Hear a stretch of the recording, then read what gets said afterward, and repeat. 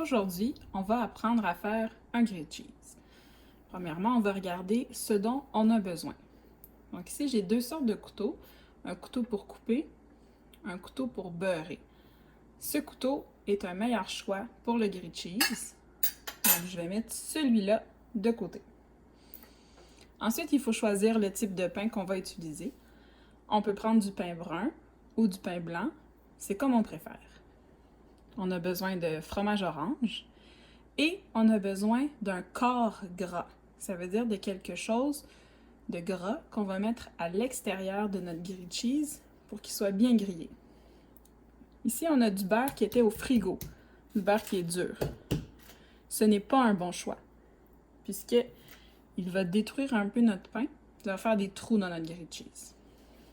Ici, on a du beurre qui est à la température de la pièce, donc du beurre qui est plus mou. Ça peut être un bon choix. Ici, on a de la margarine. La margarine, même si c'est au frigo, c'est toujours très mou. Donc, c'est un excellent choix pour faire un grilled cheese. Et on a aussi la mayonnaise, qui est le choix le plus facile pour arriver à faire un grilled cheese. Donc, la première étape, c'est de déterminer si on va utiliser une ou deux tranches de fromage. Plus que deux tranches, ça serait trop. Donc, on ouvre le fromage et on va aller le mettre à l'intérieur de notre grilled cheese.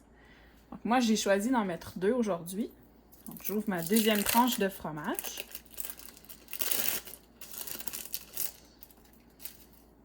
Et je l'installe sur le pain. J'essaie de les décoller un petit peu pour essayer de couvrir le plus possible la surface de mon pain. Je viens fermer mon grilled cheese et maintenant, je vais mettre de la margarine sur l'extérieur de mon grilled cheese des deux côtés. Donc, avec mon couteau ici, je vais venir prendre pas une trop grosse quantité de margarine, hein, parce que si je beurre avec tout ça de margarine, je vais en gaspiller, puis ça ne sera pas bon pour la santé. Donc, on prend une petite quantité de margarine et on vient frotter notre pain, comme ça. Délicatement. Ici, j'en ai manqué. Je peux venir en chercher un petit peu encore. C'est plus facile de rajouter un peu de margarine que d'enlever un gros mouton. Maintenant que j'ai fait le premier côté, je retourne et je fais le deuxième.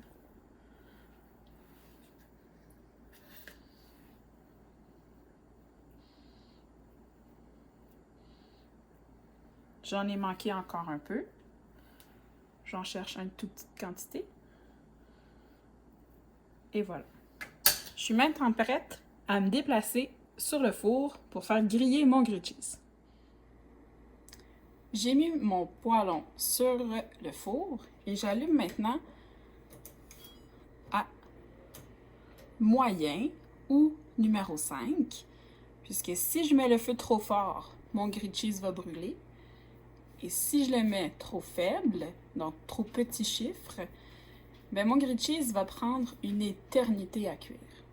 Donc j'ai choisi moyen. Je peux laisser chauffer un peu la poêle quand elle est vide, mais il ne faut pas faire ça trop longtemps. Donc je peux choisir de tout de suite venir mettre mon grilled cheese pour me préparer. Et là, j'attends d'entendre un peu mon grilled cheese faire un crépitement pour pouvoir le tourner. Si je le tourne tout de suite, ça ne change pas grand-chose, mais je vais devoir le refaire plusieurs fois si je le fais trop rapidement.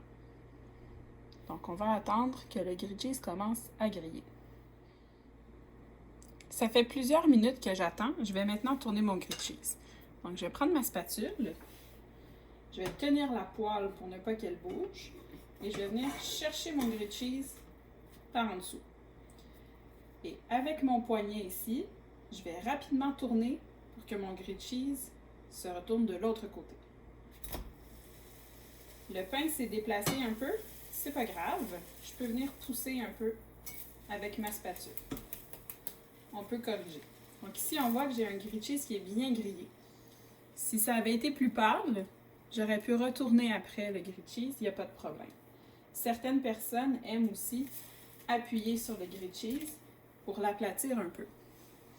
On attend que le deuxième côté soit terminé de griller.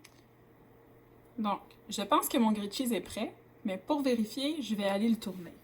Donc, encore une fois, je tiens bien ici ma poêle, je glisse la spatule sous mon grilled cheese et je vais tourner mon poignet pour voir si j'avais raison. Bon, il est déjà un peu trop grillé, donc je vais venir le prendre et le déposer dans mon assiette. La cuisson est terminée. Il ne faut pas oublier de remettre ici à 0. Donc, il faut toujours éteindre le feu quand on a terminé. C'est le temps maintenant de couper le grilled cheese qu'on a terminé de cuire. Donc, ici, pour faire un test, j'ai fait le grilled cheese avec la margarine et le grilled cheese avec la mayonnaise. Donc maintenant, on peut prendre un couteau qui coupe et on décide si on coupe en triangle pour avoir 2 morceaux. Même, on peut recouper encore une autre fois dans l'autre sens pour avoir 4 triangles. Ou on peut couper des carrés. Donc moi, j'ai choisi de couper grand rectangle pour partager les 2 sortes de grilled cheese pour pouvoir faire un test de goût. Quand on a terminé de cuisiner, c'est important d'avoir un espace qui est propre.